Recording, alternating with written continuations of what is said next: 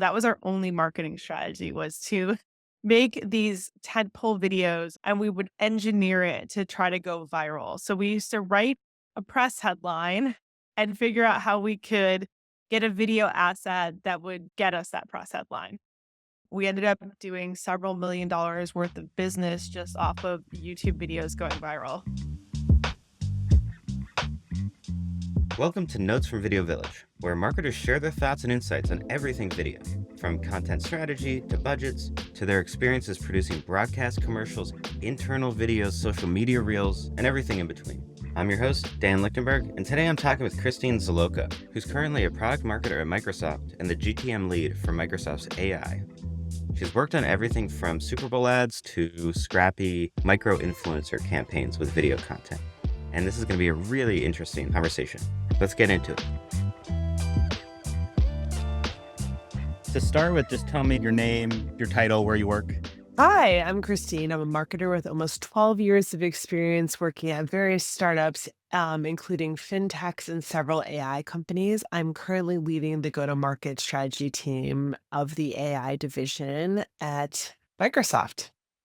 So tell me a little bit about your career and your background and how you got into marketing to begin with. Because I know you didn't start out as a marketer, right?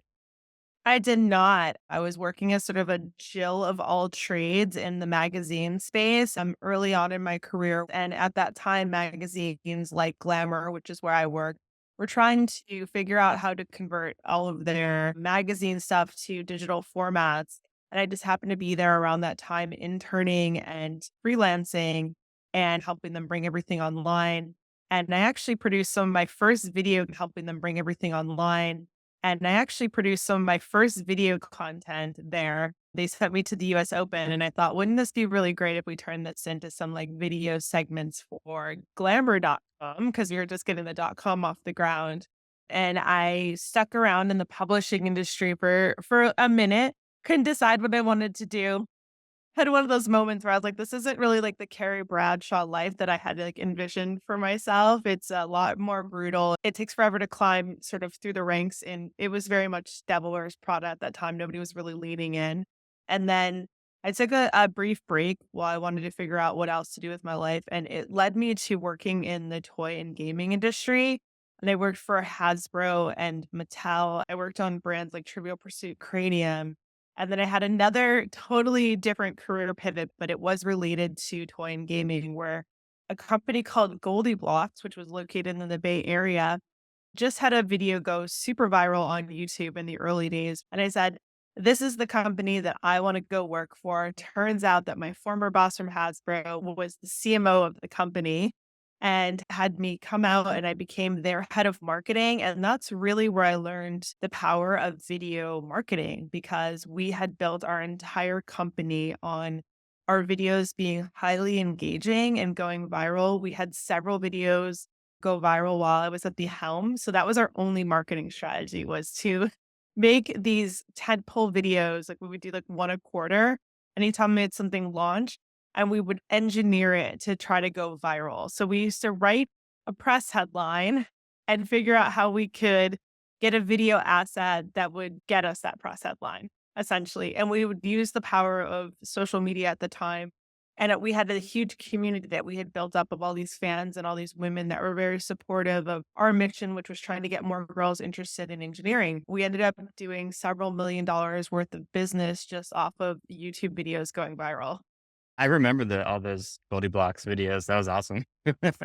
And then I wanted to leave the toy and gaming business altogether. I wanted to get in the tech space. I was living in San Francisco, and I went over to a company called Credit Karma. I think it's 1 in 3 Americans has a Credit Karma account. It's probably more now.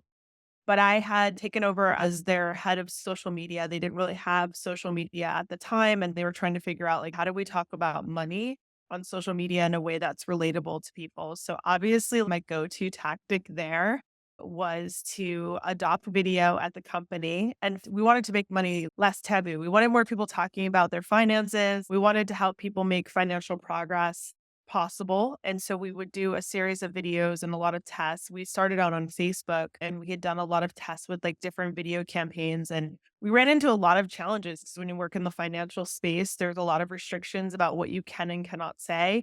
and I didn't know if I could get something in the finance space to go viral. But alas, we had another video that had gone crazy viral that we had made for like no money, which this is another very important lesson. It costs a lot of money to make a video and it's a lot of investment, especially for small brands. But if you work with somebody that has done it a few times and you have a lot of belief in what you're doing, I think sometimes you can really kind of make a lot of magic happen, especially with these social platforms who are all pushing short form video right now. I think that should be everybody's strategy right now if you're trying to figure out what to do in the video space as a marketing team is focus on short form video, focus on reels, TikToks and YouTube shorts, and you can typically do variations of all of those across those channels. I think that's the move right now. But at the time at Credit Karma, we were so really focused on Facebook video and we had some really good tactics to get things to go viral. And we had made this video for like less than $20,000. I worked with a really now famous video maker. Her name is Karen X. Karen X has like 1 million plus followers now and is very well regarded in the creator space. And she's directed several amazing projects since then. I've been really lucky to have connected with her early in my career and we partnered several times over my career. And I think that's another big lesson is that when you work in marketing, it's like important to build these relationships early on and keep your partners really close to you and try to bring them to places with you because you just have an understanding and a creative way to work together. And there's a lot of trust that needs to happen when you're working and spending pretty big budgets on video marketing. So I'll pause there. Do you want me to keep all the way That through? I don't know if I'm being very long winded. Yeah, no, that's great. That earlier in your career, for instance, at GoldieBlox, you're working on pretty big projects, like complex video projects. What were some of the big things you feel like you learned about making videos? Oh, that's such a good question. I realized that when you're trying to do something that's never been done before, which like we didn't know if that was going to work, I think it's really important to trust your gut. Like we were looking around what was happening in the YouTube space and we had kind of a good system. There was a tight group of people who worked on the videos. The company wasn't that big. We were like 12 people. And I Uh, think early on, it's like work with a crew that you very much trust and have a great point of view. Start with a headline. Everybody will call it start with a hook, which you'll hear everybody say this in video marketing now. If you're working on TikTok, they're like, what's the hook? What's the opening hook? But if you think about it from like, what would be the dream press headline that you would have for your company? Start with that hook and then try to build your storyboards and everything around how you're going to tell that most effectively. Also, I think early on what I learned is like know which platform you're going to be on, which one do you want to be successful on and really focus on the best practices of that platform. We were early days of YouTube. We didn't care about any other platform. We wanted that to be really successful. I think the mistake a lot of marketers make early on is that they try to be in every single channel. And oftentimes they'll tell their video people, like, we want this for Facebook and we want it for LinkedIn and we want all this. And it's like, focus on getting one channel up and running and doing it really well, and then figure out how you can use that asset in the right way for the other channels because every channel has its unique properties that you need to adopt for it. I think that's really smart. A lot of our clients will be like, the audience is this, and we want it to be for everybody else too.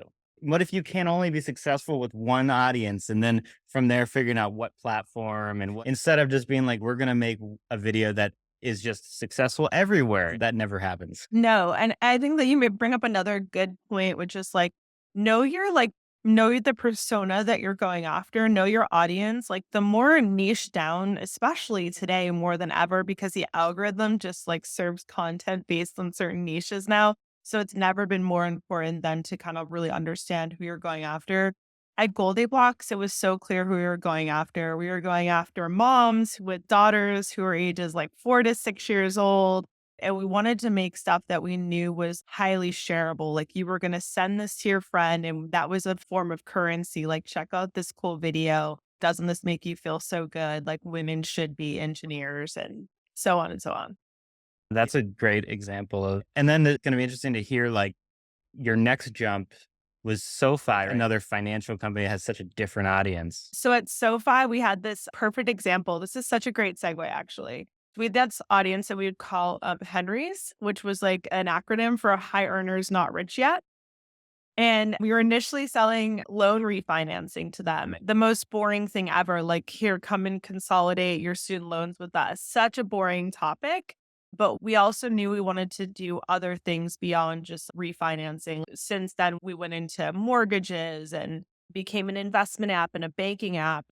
I'd always had this dream of like, what if I had millions and millions of dollars of marketing budget? Because up until that point in my career, I had thought, oh, wouldn't it be a dream to be able to work on Super Bowl commercials all the time and these massive campaigns where I'd actually be able to afford a true creative agency like a Wyden Kennedy or one of those places, right? And that was one of the big reasons why I made the jump from Credit Karma to SoFi was I just really wanted to be able to expand brand budget and see what this could really do.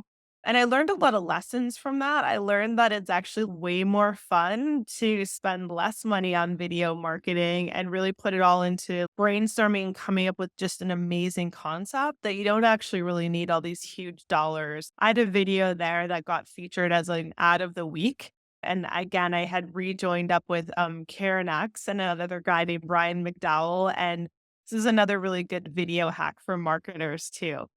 Pay attention to what's trending in your space and figure out how you can maybe marry that trend with something that is going on at your company. For example, they wanted us to get the word out about how to use personal loans for home improvement. Not a sexy video topic at all.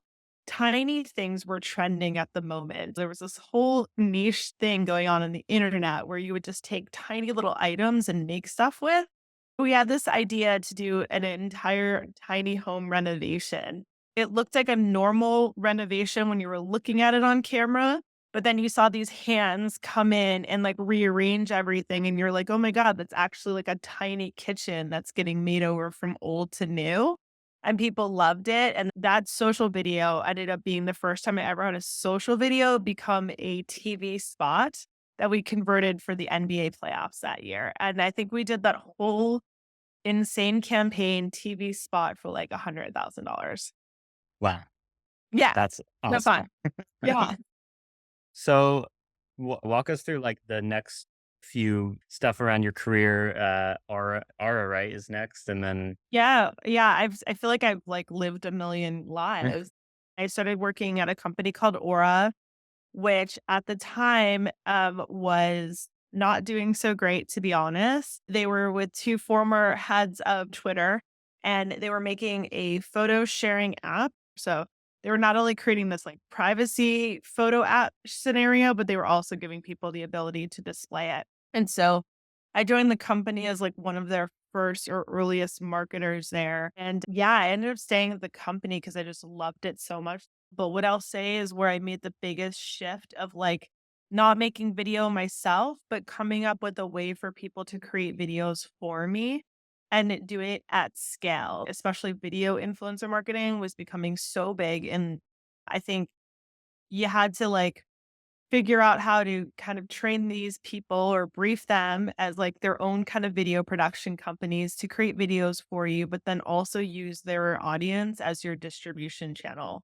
So that was a completely different way of marketing. And honestly, like we didn't have like the budget or the resources. So we used Instagrammers and YouTubers and TikTok wasn't that big of a thing. It was just starting to come up, but it definitely gave us all the video assets we needed until we could actually get a proper video shoot up and running. Because, as you know, a video shoot can take several weeks and to even get to pre production or production a lot of times. And then we had real users. And then we were able to take the high production stuff that we were doing and marry it with the low production stuff, which is today still seems to be the winning formula for like a lot of video creative being interesting. successful. Yeah. Interesting. Elaborate a little bit on that when you say combining the high production and the low production stuff. Yeah, so I think people want to be able to relate to video content more now than ever. I think being able to take sort of a high quality graphics approach and some of the production, and we really had to show off the beauty of the product because they were like $300 and $400 these frames. And so we needed somebody who was really going to showcase the beauty of the product. And I don't think a UGC video shot on the phone was really going to be able to deliver that. But we also wanted the relatability of somebody just talking very natural and conversational that would connect with people. So oftentimes we would have people at the very beginning almost coming in like a UGC person. I'll use the term like just a regular mom talking about the frame very casually. And then we would cut to this beautiful footage that we'd shot of a frame showing how the product worked. A lot of times, too, because of the technical functionality of it, we needed to show like the app itself. And that is really difficult for somebody who's just an influencer to kind of show off the beauty of the app interface and how easy it is to use.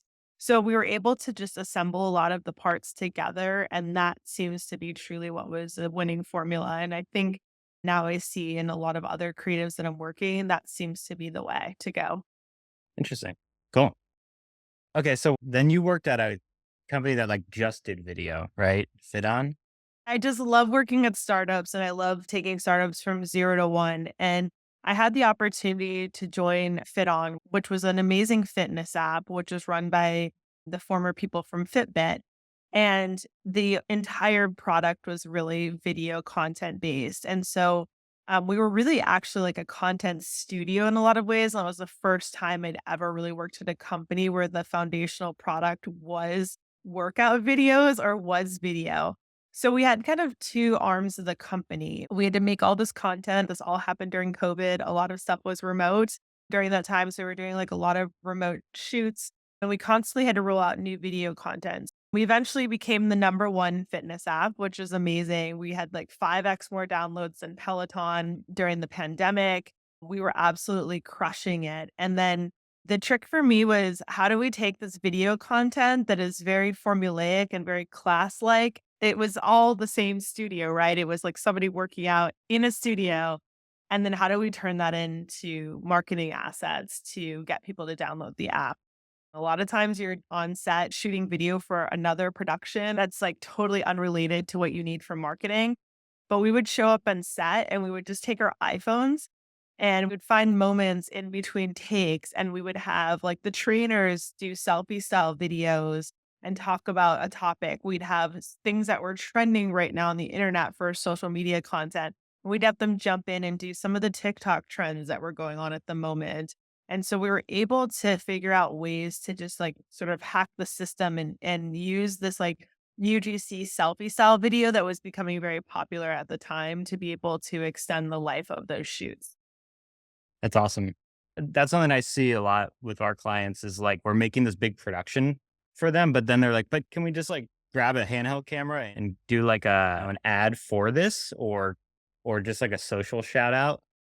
Totally. I can't stress that enough. We would do this a lot with celebrities as well because we had a lot of celebrities. That's really how the company grew so quickly is we had celebrities like Gabrielle Union, Halle Berry, Jonathan Van Ness as our ambassadors for the company. We also had the D'Amelios who basically were like the most popular family on TikTok at the moment who obviously knew a thing or two about video. So it was really fun to work with them as well and figure out how they do social and watch them do their thing.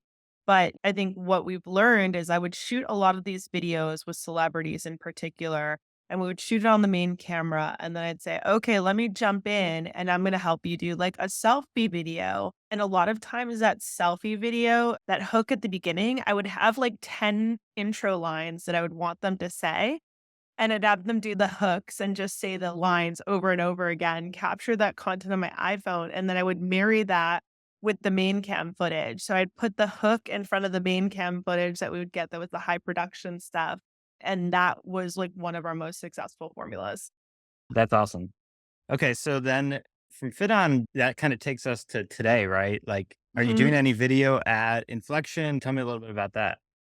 Yeah, inflection's been an interesting one because I think with AI and people still unsure about how AI is fitting into their lives, I think we have to carry the extra duty of explaining AI to the average consumer of how they can use AI. I think everybody knows of ChatGPT, but there's just so many different ways that you could use AI in your life beyond just getting an answer to a question or helping you with your workflow. And so we've had the unique challenge of trying to show our differentiation when people already have this idea of like what AI is, or maybe they just have no idea. So we're doing the education of it, of just AI in general, and then we're showing how accessible AI is to people's lives. And so we use a ton of video content.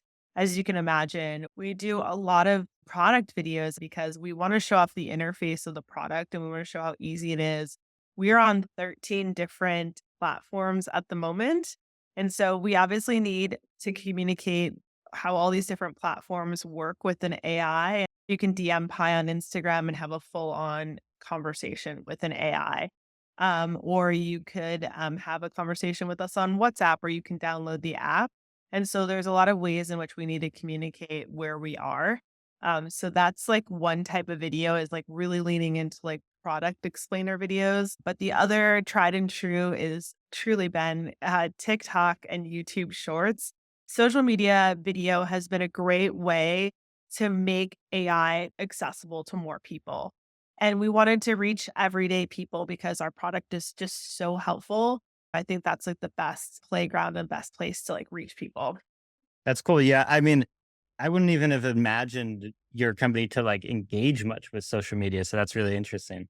Not a lot of AI companies actually are really out there doing a ton Yeah. with social media influencers. I mean, it's a new space. It's also like, how do you even advertise an AI? And I think we're working our way through it just like everybody else is.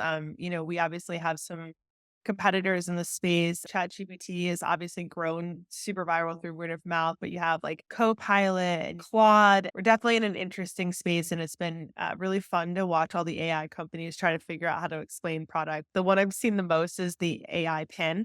Have you seen these videos? No. Somebody wears an AI, it's like a wearable AI pin.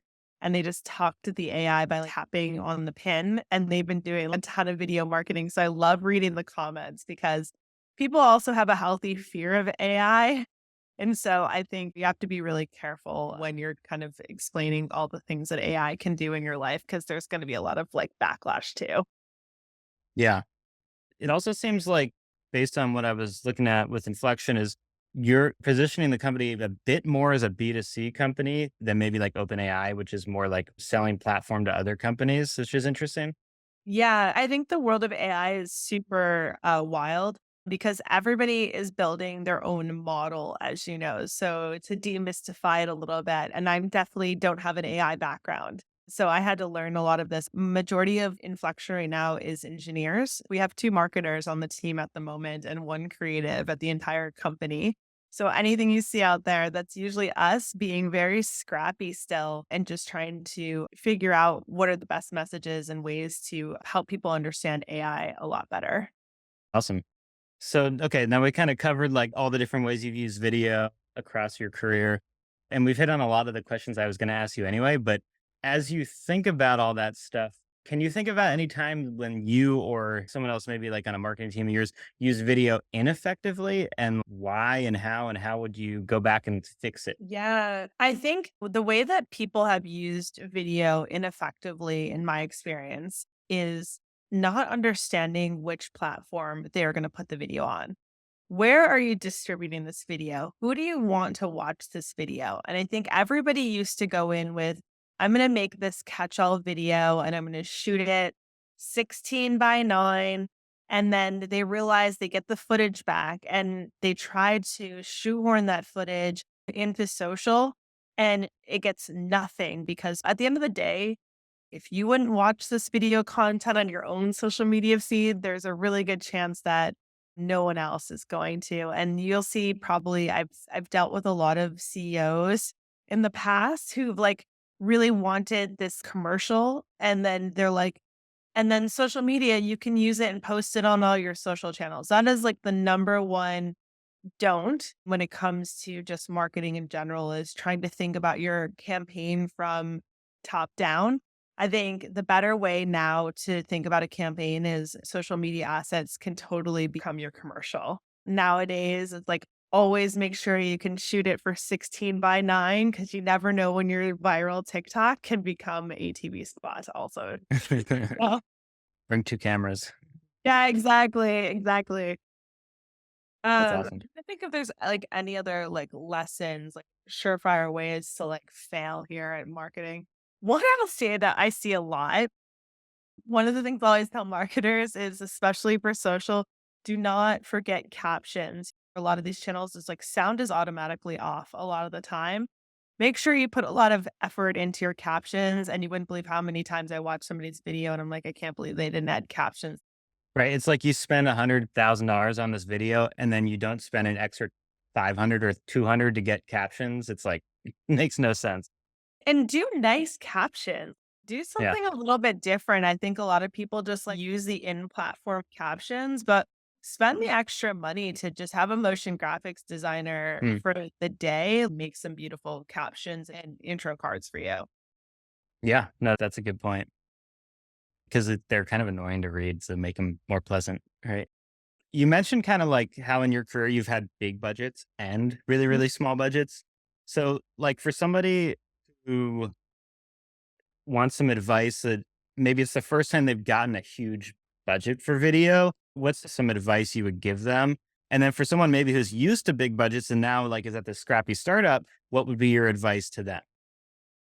So for anybody that has like a really big budget for the first time, this is such a great problem to have. I feel like it's a rare problem nowadays. But I would say like really have a lot of trust in your production company. Do your due diligence. Really make sure you understand the deliverables that you're getting. Make sure you have a really good, strong brief in the beginning and strong storyboard, and that you feel really in partnership with your production team. Also, make sure that you're a part of the post-production process, which I feel like is the most important thing.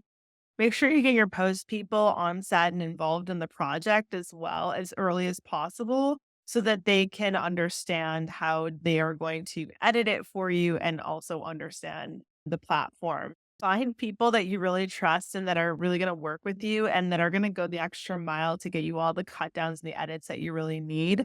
I also think you don't have to go with like a big city company either. I know there's big markets like New York and LA, but I've found some really great companies in more smaller markets. You can find more affordable options to work with. But I would also tell marketers when you start getting really big budgets for videos, just like make sure you're on set. I don't know how many times like marketers will not show up to their video set and they're like, oh, these people have totally got it. But you need to be there. You need to like watch because you wouldn't believe like sometimes you shoot all this footage and you have a lot of trust with this big budget company and then so, like a logo wasn't presented the right way, or they talked about the product in the wrong way, or they said the word or the name of the company wrong, even. So you got to be very careful. And so I think being around and being such a part of the process is super important. And I would say if you don't have a large budget and you're working in a scrappy budget, everybody loves the term scrappy nowadays. Like, can't you just do it for like 5K or 10K? I would say my biggest piece of advice is to go all in on social, go all in on short form video. And I would say try to lean into something that's a little bit trending for yourself and just follow the best practices of the channel that you're going to be on. If you don't have a big budget for video, you probably don't have a big budget for distribution. So, social is your best chance, especially a platform like TikTok or YouTube, where you can really lean into social search nowadays. So everybody is using TikTok and YouTube now as the new search engine. And so think about how you're naming your video. Think about the captions of those videos and think about these keywords that you want to come up for your brand and make sure you incorporate them into the video script itself. And you will be surprised at how many people will discover your video through search when they are looking for your product. Nice. That's great.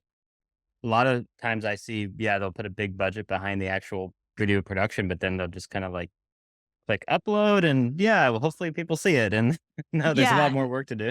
Yeah, I think thinking about your distribution and then thinking about the production is like the way a lot of people should be doing it. And I'm sure you obviously probably advise a lot of your clients to think about that because they just think, I just want to make something really nice. And it feels like it's checking the box. But what's the point of it if no one ever sees it, right? Yeah, exactly. How do you typically measure like the success of your videos? Do you have like specific KPIs or just like qualitative measurements that you look at? I always look at the engagement of a video, how many high quality comments did you get just about the specific product or service that you're offering in the video? I think sharing is still the golden metric. Did people like it enough that they were willing to send it to a friend? I mean, most people are bookmarking and sharing videos these days. I think you can feel really happy about your video if you see better than your benchmark average. I won't give like a number because I think it really depends on what are your internal benchmarks and like trying to beat that. But everybody who works in video should be less focused on view count as social tends to inflate view count. A lot people will watch 3, 4 seconds of it and it counts as a view and you feel really good about it initially. But like if nobody's actually really watching it and engaging with it, be really mindful that that's not a marker of success. Yeah. So like to measure engagement, you're looking at the comments and then just like the average time viewed or something like that. Yeah, so I would like to see that people are at least getting halfway through the video is a good benchmark. Where were we before with other video content? And are more people engaging and just using an engagement rate metric? Cool. Yeah, I like that. That's not something I hear a lot. I mean, I hear that everybody wants things to be shareable, but that I don't hear people actually like saying this is how many times it was shared. And yeah, It sounds so much cooler when you go to your CEO and you're like, we got 50,000 views on this video. And they're like, right. yeah, that's amazing. And some CEOs get really excited about that, or like leadership gets really excited about that. I'm definitely the one that's like, look at the 50 comments we got about people that are so excited about your product and people are really connecting with it. And that's what we should be caring about. It's true. We make a lot of B2B videos and not a lot of people see it anyway. So like, what's the point of looking at views when it's only 10,000 is the most you're going to get? But the Right. comments, it's so interesting to see. I remember we made a video for an AI company and one person was like, I use this video to explain to my daughter how AI works. And I was like, that's pretty Oh, cool. that is super powerful. Those are the ones that keep me going as a marketer is like comments like that. Have you seen any videos recently or any marketing campaigns that use video that you feel like are especially interesting or effective? Oh, that's such a good one. I'm very excited about at the moment is this role playing style video where one person plays multiple characters in the video.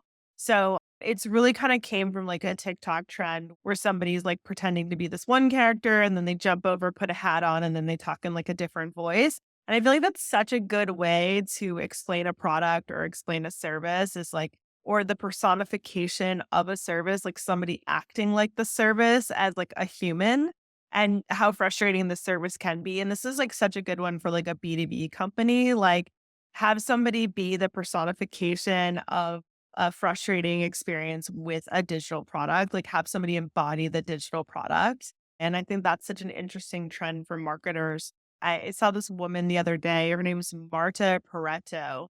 And she created this amazing video for on LinkedIn where she was talking, she couldn't get any job interviews and she was a product marketing manager. Oh, I And saw that video. you see this video? Yeah.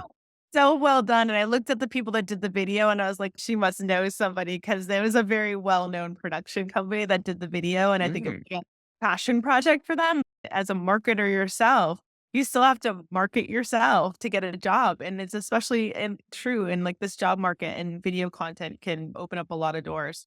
That's so interesting. It's like a viral piece of content on LinkedIn. I know. I know, it's so great. I mean, Karen X got her start with, like, a viral video of her quitting Microsoft was her very first Oh, video. wow. So it could lead to really amazing things. What are the biggest ways in which it's changed over the course of your career?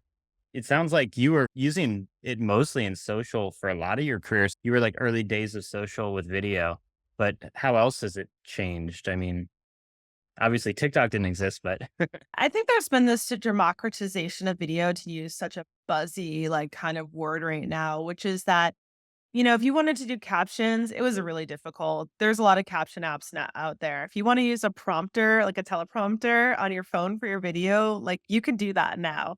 I edit a lot of my videos myself now. I use a product called InShot, which is such a great hmm, hack for marketers because it's literally just sliding and getting your edits done. So when I have to do really quick edits, or even when my production company sends me video edits, I'll sometimes just take them into my phone and make like slight edits myself. And I think there's just some really great programs out there that like have made editing a lot more accessible to you. I think the other big thing that's come up is like a new job in the video marketing space in general is like remixing content. Everything requires video content nowadays. And you really need somebody at your company who is like thinking about, okay, you made this video. It doesn't just go away. Like you can continue to remix and use this asset. And I think that's such a good reminder to marketers in general is that it's not one and done anymore. Keep that asset. It becomes part of your content library and you can always keep resurfacing it and reusing it. Like there's just so many different use cases for it. So I think that's really changed a lot where you would every year you do one big production shoot and then you would never use that content again. Now you can reskin it a million different ways and just keep doing different flavors of it and it can live and be one of your most popular ads for like years to come. That's a great point. That happens so often with us where the client will make a big video and then, it's like it's over. But there's so many other things they could do with it for such a small amount of money compared to like a whole new production. Yeah, maybe that should be something we try to upsell our customers. You really should as like a remix package. Like, here, we will have 10 or 15 more assets to come. That's awesome. I love it. I'm going to work on it. So like looking towards the future, what do you feel like are the biggest trends and technology that are going to change video marketing in the future? And how can businesses like hone in on that and figure out how to stay ahead? Ooh, okay. The biggest trends in video technology, obviously, I'm going to say there's AI is like one of the biggest trends, right? So I think you probably do this as well, but I use Pi all the time to help me brainstorm script ideas and storyboards. I use Pi to help me write captions a lot for the videos that I'm posting on social media. That's just made the creative process that much better, and I'm sure that you use that as well to, like, script and come up with, like, video headlines, or you have one really good script that you love, and you can feed it into, like, a platform like Pi and have it come up with, like, 5 different script ideas for you to just kind of get I'm not saying it's perfect, you still need a creative at the helm to be able to figure out what's a good and bad script and what works for your company and your messaging, but such a powerful tool, and I think I'm so happy to have AI now to be a brainstorm partner because being a creative and especially, like, one of the only 2 marketers of the company right now, I rely on AI to do so much brainstorming. I think, like, that's just, like, one piece of technology. I think that people in the world of AI too, I think we're gonna just see even more of a push towards authenticity. So you want people to have real connections with you. And I think the more that you can put your actual customers into your marketing in an unpolished sort of way, I think is going to be the way through because there's going to be so much stuff that's generated that you can tell is generated by an AI. Like you're already kind of seeing it in a lot of ways, and you always scroll past that content because those platforms feel very formulaic right now, and they'll get better. But I think you can never beat the real life connection that you can have with just somebody talking at camera and telling a great story. That's good because that means we might have a job for a little longer, Oh, you'll have a job for a while. Trust me. There's like a lot of people who don't know how to use a camera. Tell a story. Any other like trends or anything that you're paying attention to? I mean, I'm paying attention to obviously the TikTok ban right now and whether that's going to take effect and like which platforms benefit from all of that. But I'm really obsessed with this trend of people telling like 20-part series right now on Yeah. TikTok. Like, I love hearing somebody just talk and be real and being able to make these sort of documentary style videos about their lives. And again, it really comes back to do you have a great story to tell? Can you tell a story? And it's such a great reminder that it always does come back to the power of story and a great script and having somebody be able to help you tell it in the right way. Amazing. Well, thanks so much for your time, and I'm super excited. Good, good. I'm so glad I could be helpful. Thank Yeah. you for thinking of me, and I'm always happy to help out. Notes from Video Village is a project of Slow Clap.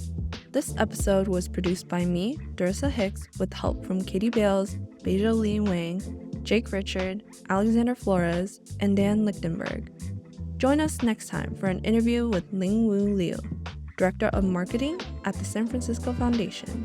And go to our website, slowclap.com, to listen to past episodes or read any episode as a transcript. And don't forget to follow Notes from Video Village on Spotify.